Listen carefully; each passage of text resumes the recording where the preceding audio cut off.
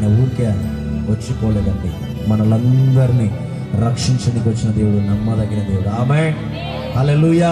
ఈ రోజైనా ఒకవేళ ఇంతకాలం ఏదో మా బంధువుల ఇళ్ళకి, చుట్టాల ఇళ్ళకి ఏదో పిలిస్తే చుట్ట చూపులా వచ్చి కూర్చొని పోతున్నాను అనుకుంటున్నామో, అయితే అదల్లా పక్కన పెట్టి ఈ రోజైనా నీ హృదయలోకి ఎవరిని ఆహ్వానించాలి?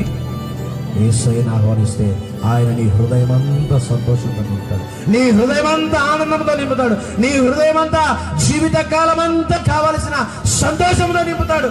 ఇహలోక సంబంధం ఆనందము కొంచెం కాలమే, మళ్ళా దుఃఖం, బాధ, వేదన వస్తాయి. అయితే క్రీస్తులో నూతన బలం ఉంది, నూతన శక్తి ఉంది, నూతన ఆశీర్వాదం ఉంది, నూతన సంతోషం ఉంది. ఈరోజు మాటలు నీ జీవితంలో దేవుడు సమాధానం ఇవ్వాలనుకుంటున్నాడు, నెమ్మదిని ఇవ్వాలనుకుంటున్నాడు, దేవుడిని ఆదరించాలనుకుంటున్నాడు, దేవుడిని బలపరచాలనుకుంటున్నాడు.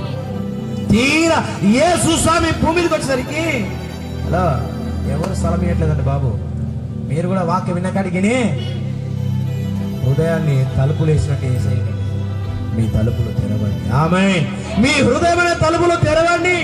ఎందుకంటే ఈరోజు క్రీస్తు మీ హృదయంలో జన్మించాలని దేవుడు ఆశపడుతున్నాడు. ఆయన నీలో వచ్చి నీ ప్రతి బలహీనతలని ప్రభు నిన్ను విడిపించాలనుకుంటున్నాడు. దేవుడు ఎంత ఆశకు వచ్చాడు తెలుసా? నా ప్రజల పాపాలన్నీ విడిపిద్దామని. అయితే ఎవ్వరు కూడా ఆయన చేర్చుకోలేదు, ఎవ్వరు యేసుకు స్థలం లేదు. లూకా సువార్త 2వ అధ్యాయం 7వ వచనం చూస్తున్నాము.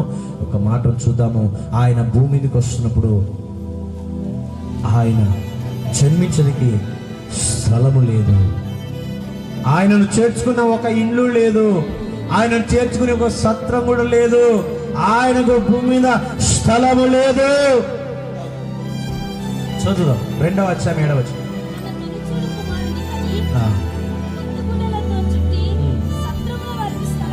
సత్రములో వారికి స్థలము లేనందున ఆయనను పశువుల త్రొట్టిలో పరుండబెట్టి. చూడండి,